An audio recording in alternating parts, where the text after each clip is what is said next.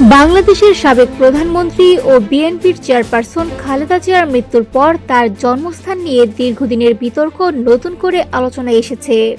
তিনি কোথায় জন্মগ্রহণ করেছিলেন, বাংলাদেশের দিনাজপুরে নাকি ভারতের পশ্চিমবঙ্গের জলপাইগুড়িতে? এ নিয়ে ভারত ও বাংলাদেশের গণমাধ্যম সহ সামাজিক যোগাযোগ মাধ্যমে নানা ধরনের তথ্য ও দাবি ছড়িয়ে পড়েছে।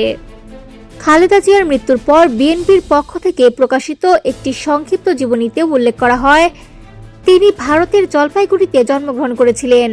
এই তথ্য প্রকাশের পর বিষয়টি নিয়ে রাজনৈতিক অঙ্গন ও ইতিহাস অনুসন্ধানকারীদের মধ্যে নতুন করে আলোচনা শুরু হয়। তবে প্রয়াত সাংবাদিক মাহফুজুল্লাহ তার লেখা বই বেগম খালেদা জিয়া হার লাইফ হার স্টোরিতে ভিন্ন তথ্য উপস্থাপন করেছেন। বইটিতে উল্লেখ করা হয়েছে, খালেদা জিয়ার জন্ম বাংলাদেশের দিনাজপুরে। একই সঙ্গে সেখানে তার পারিবারিক পটভূমির কথাও বিস্তারিতভাবে তুলে ধরা হয়েছে।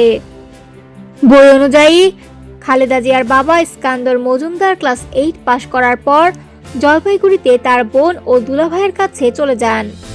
সেখানেই তিনি ম্যাট্রিকুলেশন সম্পন্ন করেন এবং একটি চা বাগানে চাকরিতে যোগ দেন। পরবর্তীতে তিনি চা ব্যবসার সঙ্গে যুক্ত হন। 1937 সালে তৎকালীন ব্রিটিশ ভারতের জলপাইগুড়িতেই তার বিয়ে অনুষ্ঠিত হয়। এদিকে ভারতের পশ্চিমবঙ্গের উত্তরাঞ্চলের শহর জলপাইগুড়ির কয়েকজন স্থানীয় বাসিন্দা দাবি করেছেন, নয়াবস্তি এলাকায় ইস্কান্দর মজুমদার বসবাস করতেন এবং সেখানেই জন্ম নেন খালেদা জিয়া।